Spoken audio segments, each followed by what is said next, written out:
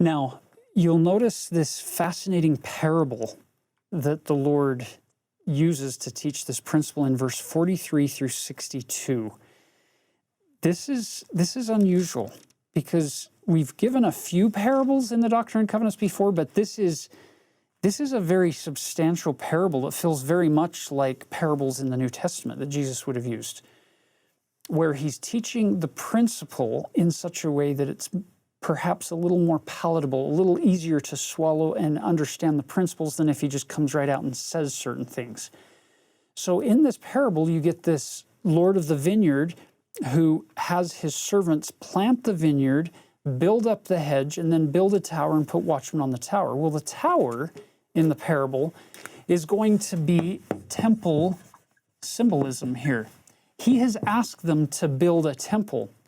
But what have they done in the parable? They built the vineyard, they built the hedges, they got complacent or lackadaisical, thinking, why do we really need a tower? We're good. All is well. It's peaceful. Let's spend our time and our energy and our effort building more of the vineyard itself rather than this tower, this temple in this context. And you'll notice that verse 51 shows the enemy coming by night, breaking down the hedge. And they're affrighted, and they fled, and the enemy destroyed their works and broke down the olive trees.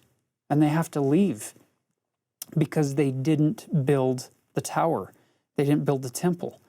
So in the rest of this section, you get this idea that you need to gather together your people and go. Take your strong, your young and your middle-aged men, and go and redeem Zion. This becomes the foundation for what is going to be called Zion's camp.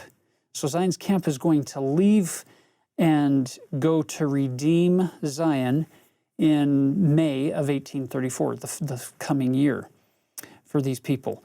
But in the meantime, they're told, don't sell any of your land. In fact, go and buy more land in Jackson County, and you're going to redeem this city. Now look at verse 80.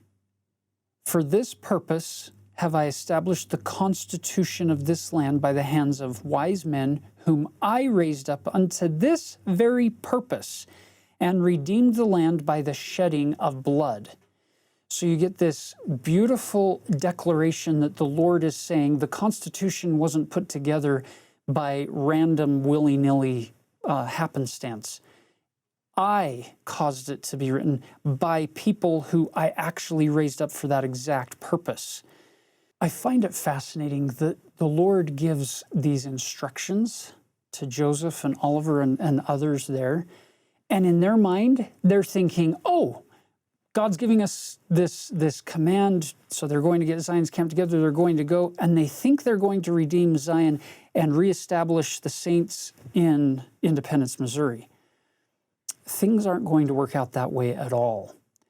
You see, God isn't preparing them to redeem land. God's preparing them to redeem people at this point. Now, there will be a day in the future where Zion is not going to be moved. Those prophecies are going to be fulfilled someday in their fullness. But it's interesting that they're moving forward to the best of their ability with what they understand. But I love the fact that God understands everything. And sometimes our best conclusions or our best solutions are just a small step along a very long way of God's plan.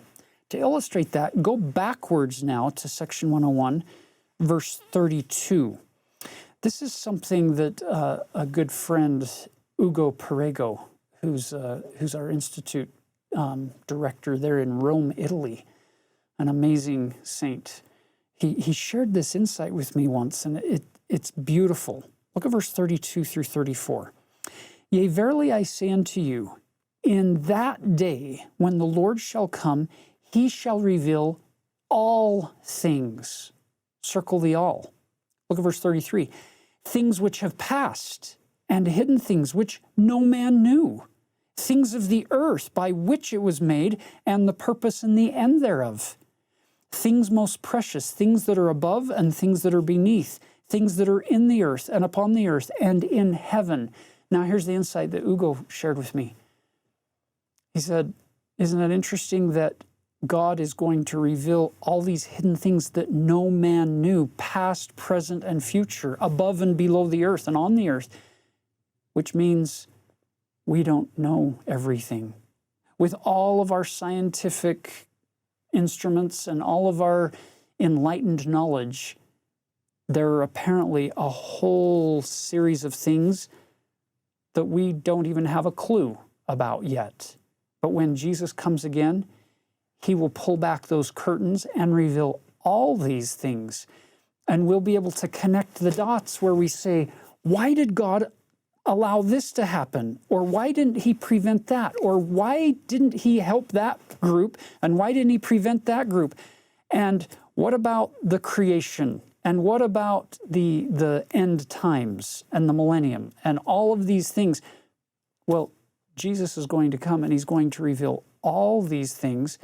And I think we'll all say, oh, yeah. With all of that perspective, now that little teeny piece of the puzzle makes sense. It's kind of like taking a 1,000-piece puzzle and having a handful of the pieces and trying to fit them together and saying, I think I have a pretty good idea of what this puzzle is going to look like, but we really don't until Jesus reveals all things. Hence the command to trust him and to be still and know that he is God, and maybe not be so prideful in what we do know and feeling so puffed up that we've got it all figured out, when in reality, he's assuring us there's a lot you don't know yet.